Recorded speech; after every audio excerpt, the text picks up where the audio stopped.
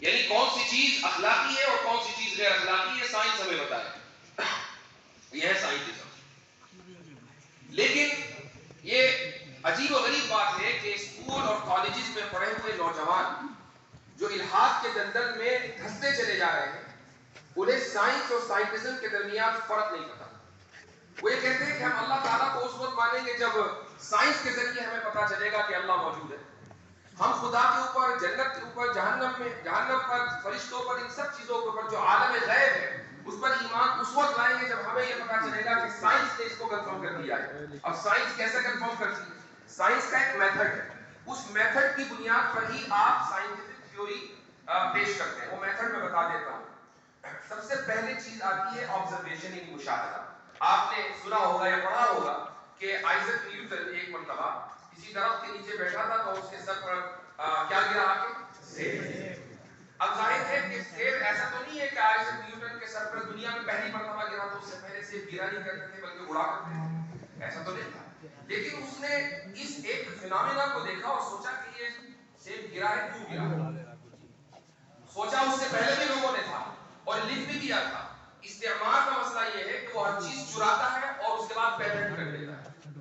یہ جو law of gravity ہے ایسا نہیں ہے کہ لوگوں کو پہلے سے پتہ نہیں تھا. قانون نزول پہلے سے بھی لوگوں کو پتا تھا. مسلم سائنسدان پر بات کر چکے تھے، فلاسفرز اس پر بات کر چکے تھے. لیکن مغرب نے اپنے دور میں جس وقت جو استعمار کا دور تھا انہوں نے ہر چیز کو، ہر قانون کو پیٹنٹ کر دیا. اب لا آف گریوٹی بھائی نیوٹن نے، جتنے بھی قوانین ہیں نیوٹن نے. تو نیوٹن نے سب سے پہلے ایک چیز کا مشاہدہ کیا. مشاہدہ کرنے کے بعد اس نے ایک مفروضہ تیار کیا. اس کو بولتے ہیں ہائپوتھیسس. اس ہائپوتھیسس کے بعد اس نے ڈیٹا اکٹھا کیا. ڈیٹا کس طریقے سے اکٹھا کیا ہوگا؟ مثلا کبھی سیب گرایا، پھر پر پنکھ گرایا، پھر کاغذ گرایا، پھر کوئی اور چیز گرائی. یعنی الگ الگ وزن کی چیزیں گرائی اور دیکھا کہ کتنی دیر میں اوپر سے نیچے آتی ہے. یہ ہے ڈیٹا کلیکشن. ڈیٹا کلیکشن کے بعد اس نے ڈیٹا کو اینالائز کیا. ڈیٹا اینالائز کرنے کے بعد اس نے نتیجہ نکالا. اس نتیجے کو ہم سائنٹیفک تھیوری بولتے ہیں. تو اب دیکھیں سائنس کس طریقے سے کام کرتی ہے. مشاہدہ ہے، اس کے بعد ہائپوتھیسس ہے، اس کے بعد ڈیٹا کلیکشن ہے، اس کے بعد ڈیٹا انالیسس ہے. ڈیٹا انالیسس کے بعد پھر آتا ہے سائنٹیفک تھیوری. تو اگر کوئی سائنٹیفک تھیوری ہے تو وہ اسی وقت تھیوری بنے گی جب اس پورے پروسیس سے وہ گزر کر جائے. اب ہوتا یہ ہے کہ اسکولوں اور کالجز میں سائنس کے نام پر بہت سے مفروضوں کو تھیوری کہہ کر پڑھایا جاتا ہے. مثال کے طور پر آپ نے سنا ہوگا ملٹی ورس تھیوری. یہ ملٹی ورس تھیوری کیا ہے؟ ملٹی ورس کا مطلب یہ ہے کہ یہ جو یونیورس ہے اس کے علاوہ اور بھی یونیورس ہے. یہ یونیورس اس یونیورس سے نکلا ہے، وہ اس یونیورس سے نکلا ہے، وہ اس یونیورس سے نکلا ہے. یعنی تسلسل. ٹھیک ہے، تسلسل یعنی انفینٹ ریگریس. یہ لفظ آپ نے بار بار سنا. اب آپ ملٹی ورس تھیوری والوں سے پوچھیں کہ بھئی یہ تھیوری کیسے بنی؟ کیونکہ تھیوری بننے کے لیے آبزرویشن ضروری ہے. آپ نے تو اس یونیورس کا مشاہدہ نہیں کیا. چاہیے کہ آپ اس یونیورس کا مشاہدہ کریں جس سے یہ یونیورس نکل کر آیا. پھر اس یونیورس کا مشاہدہ کرنے کے بعد آپ کے پاس ڈیٹا بھی ہونا چاہیے، ڈیٹا انالیسس بھی ہونا چاہیے. آپ کے پاس تو کچھ بھی نہیں ہے. اس بنیاد پر آپ نے ملٹی ورس کو تھیوری کیسے کہا؟ اور تھیوری کا لفظ ملٹی ورس کے ساتھ چلا کر اسکولوں کالجوں میں پھیلا دیا گیا اور ان کو یہ بتا دیا گیا کہ یہ یونیورس، یہ کائنات جس میں ہم رہتے ہیں یہ قدیم ہے، یہ ازلی ہے. اس سے پہلے ایک اور یونیورس تھا، اس سے پہلے ایک اور یونیورس تھا، تاکہ خدا کی ضرورت ہی نہ رہے. اور وہ بچہ کہ جو سائنس کی کتاب قرآن یا بائبل سمجھ کر پڑھتا ہے وہ یہ سمجھتا ہے کہ میرا ٹیچر جو بتا رہا ہے یہ کتاب میں جو لکھا ہوا ہے یہ حق پہ آخر ہے، لہٰذا خدا موجود نہیں ہے. یہ الحاد کی بنیاد ہے.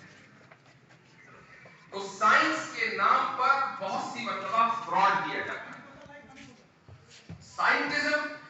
سائنٹزم یعنی سائنس کو حق اور باطل کے جانچنے کا معیار بنا لینا، یہ سائنٹزم ہے. لیکن آپ کسی بھی سائنسداں سے، وہ چاہے آئنسٹائن ہی کیوں نہ ہو، وہ ناسا میں کام کیوں نہ کر رہا ہو،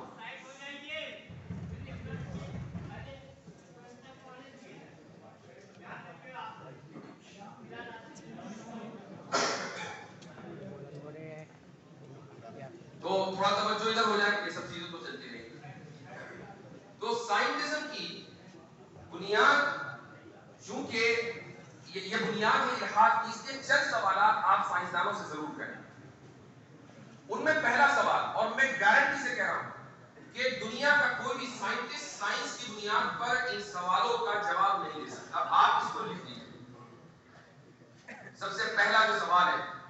یہ میں ایک اہم سوال آپ کو دے رہا ہوں، اس لیے توجہ ادھر رکھیں۔ پہلا سوال یہ ہے کہ سائنس حق اور باطل کے پہچاننے کا معیار ہے، اس کی سائنسی دلیل کیا ہے؟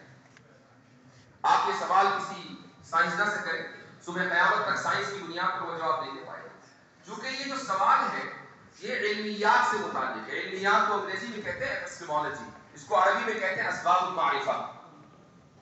تو یہ سوال آپ کو ایپسٹیمولوجسٹ بتائے گا کہ سائنس کسی علم کا پیمانہ ہے یا نہیں ہے۔ اب اگر آپ سائنس سے یہ سوال کریں تو سائنس کے پاس اس کا جواب ہی نہیں ہے۔ یہ پہلا سوال ہے، آپ اگر اس کو لکھ لیں اور کسی بھی سائنٹسٹ سے یا کوئی بھی شخص جو سائنٹسٹک مائنڈ رکھتا ہو اس سے پوچھئے، صبح قیامت تک وہ اس کا جواب نہیں دے سکتا، یہ چیلنج ہے۔ دوسرا سوال یہ ہے کہ کاز کیا ہے؟ آپ نے کاز اینڈ ایفیکٹ بھی اس ڈیبیٹ کے اندر سنا ہوگا، اور ایک ایسا لفظ کوئی جو اس ہفتے سب سے زیادہ گوگل کیا گیا وہ سب جانتے ہیں، کنٹینجنسی۔ یعنی یہ لفظ چڑ بن گیا فوڈ ایڈوکیٹ صاحب،